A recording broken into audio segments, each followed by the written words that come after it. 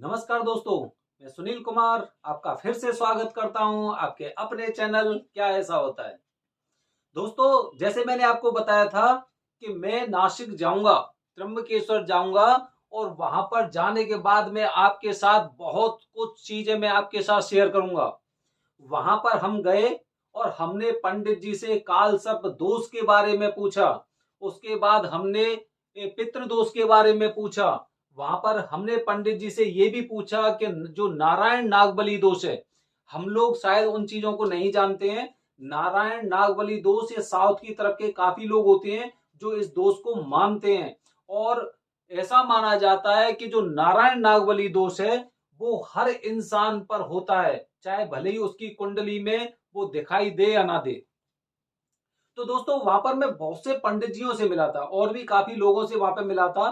तो जैसे कि पितृ दोष की अगर मैं बात करता हूं, या फिर जैसे सबसे पहले मैं आपसे बात कर रहा हूं काल सर्प दोष की।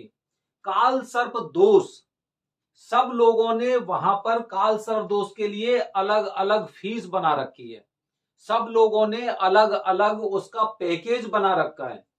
हर पंडित जी से आप वहां पर जाके बात करेंगे तो वहां पे आपको पता चलेगा कि वो पंडित जी आपस में एक दूसरे के बारे में कुछ इस तरह की बातें करते हैं कि भाई वो इंसान तो बाहर के हैं, हमारा परिवार हमारा खानदान यहाँ पर करीब 400 साल से है, 200 साल से है। हमारे पिताजी वहां पर ये काम करते थे, उसके बाद हमारे हम काम करते हैं, हमारे बेटे भी काम करते हैं।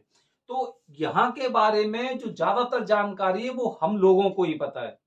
मैं ऐसे करके वहां पर काफी पंडित जी से मिला, उनके संपर्क में आया। अब उनके पैकेज कैसे हैं, जैसे कि उन्होंने एक अलग अलग तरह के, जैसे आपने देखा होगा ट्रेवल के पैकेज होते हैं, ऐसे ही उन्होंने काल सर्प दोष के पैकेज बना रखे हैं। अब वो पैकेज क्या है? पैकेज ये है कि अगर आपको अकेले में पूजा करवानी है तो उसका खर्चा अलग होगा। अगर आप किसी और के साथ भी पूजा करा रहे हैं तो उसका खर्चा अलग होता है। जैसे कि अगर मैं लमसम अमाउंट में आपको बताऊं तो वहां पर काल सर्प दोष की पूजा का जो खर्चा है वो करीब 1,000 रुपए से शुरू होता है और 5, 6, 7 हजार तक उसका खर्चा आता है काल सर्प दोष की पूजा का। अलग अलग पंडित जी, अलग अलग विधान, अलग अलग चीजें, अलग अलग उनके पैकेज। सभी लोग, मैं वहां पर जाकर बड़ा आश्चर्यचकित हुआ कि सभी लोगों ने वहां पर, जैसे कहते हैं ना कि जितना मुंह से निकल जाए कि भाई हमारी फीस तो इतनी है, ये वहां पर चल रहा है। और अगर मैं पितृदोष की बात करूं तो पितृदोष के लिए वहां पर जो खर्चा बताते हैं लोग, वो पितृदोष के लिए भी बिल्कुल ऐसे ही होता है।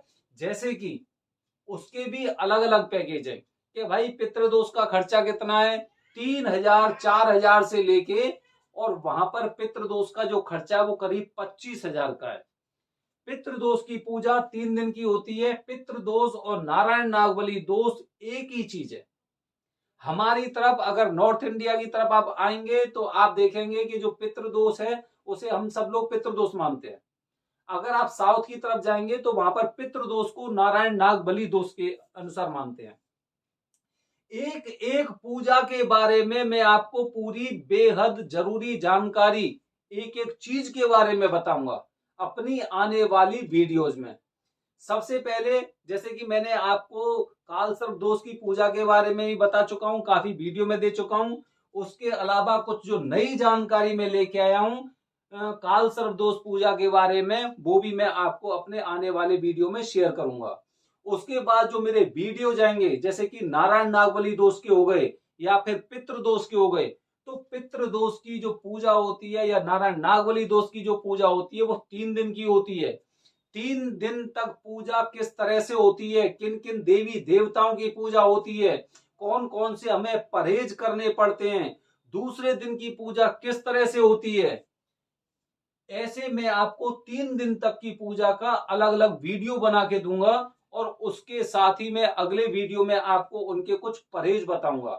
क्योंकि जो पितृदोष या नारायण नागबली दोष की जो पूजा होती है वो पूजा पूरी तरह से एकदम ऐसी होती है जैसे कि आपने देखा होगा कि जब किसी इंसान का स्वर्गवास हो जाता है तो उसका अंतिम संस्कार होता है।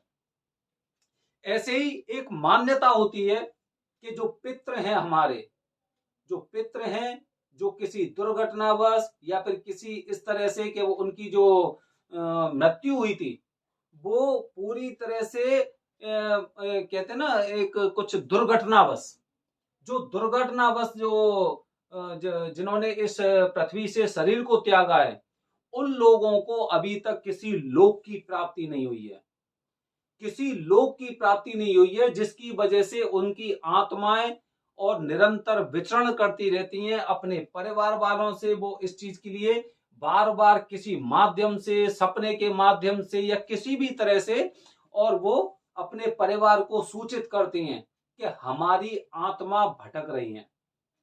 तो जब वो आत्माएं भटकती रहती हैं तो इसीलिए उनकी पितृदोष की पूजा के द्वारा उनकी शांति कराई जाती है। और पितृदोष की पूजा में जो मेन चीज है, वो मेन चीज है नारायण। नारायण का आपने नाम सुना होगा, भगवान विष्णु को ही नारायण बोलते हैं।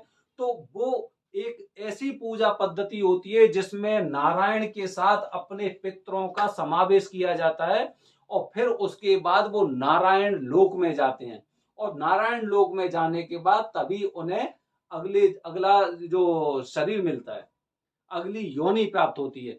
तो जो भी आत्माएं हमारे पितरों की, पूर्वजों की इस दुनिया में भटक रही हैं, इस पृथ्वी पर भटक रही हैं, उनकी शांति के लिए, उनके पुनर्जन्म के लिए पितृदोष की या नारायण नागबली दोष की पूजा की जाती है। एक एक दिन की पूजा के बारे में पूरा विधि विधान से, और मैं अपने वीडियो के माध्यम से पहली बार मैं आपके साथ शेयर करूंगा चीजें जो आपको इंटरनेट पर या यूट्यूब में उतना अच्छी तरह से नहीं दिखाई गई होंगी। एक एक चीज, किन किन देवताओं की पूजा होती है, लड्डू गोपाल की पूजा होती है, ब्रह्मा जी की पूजा होती है, विष्णु जी की पूजा होती है, यमराज जी की पूजा होती है, और प्रेतराज जी की होती है, और भगवान शिव की पूजा होती है। सभी की पूजा एक साथ की जाती है, और सबसे ये प्रार्थना की जाती है कि जो हमारे पितृ हैं, इनकी जो आत्माएं भटकी हुई हैं, उन भटकी हुई आत्माओं को मोक्ष मिले, नारायण लोक में जाएं, और उसके बाद उन्हें अपने शरीर की प्राप्ति हो, पुनर्जन्म की प्राप्ति हो, द्वारा से जन्म मिले उन्हें। वो इस तरह से पूरी पूजा की जाती है, एक एक भगवान की, ब्रह्मा जी से लेके और प्रेत देवता तक, वहां तक सब तरह से ऐसी पूजा की जाती है वहां पे। और उसी तरह जैसे कि बताया जाता ना कि उनकी आत्माएं भटक रही हैं, तो उनकी आत्माओं को एक पुतले में समावित मान के कि भाई इसे जो ये पुतला है, क्योंकि पूजा करते हैं तो पूजा के समय पे वहां पर एक पुतला भी रखते हैं जिसका हमें अंतिम संस्कार करना पड़ता है। और हम ये वहां पर अपनी श्रद्धा और भक्ति भाव से ये हम पूजा के माध्यम से जो आत्माएं उस पुतले में लाने की कोशिश करते हैं, जो पूजा का विधान है, और फिर उसका अंतिम संस्कार किया जाता है।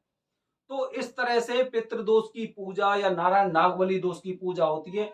एक एक वीडियो के माध्यम से मैं आपके साथ वो सारी जानकारी शेयर करूंगा, क्योंकि मैं त्र्यंबकेश्वर गया था तो इसी उद्देश्य से गया था कि मेरे पास ज्यादा से ज्यादा इंफॉर्मेशन हो, जिससे मैं आप लोगों तक उस जानकारी को शेयर कर सकूं।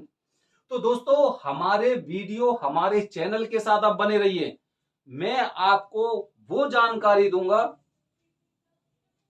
उस जो जानकारी केवल उन्हीं लोगों को पता है जिन्होंने ये पूजा करवाई होती है। धन्यवाद दोस्तों। जय हिंद, जय भारत, हर हर महादेव।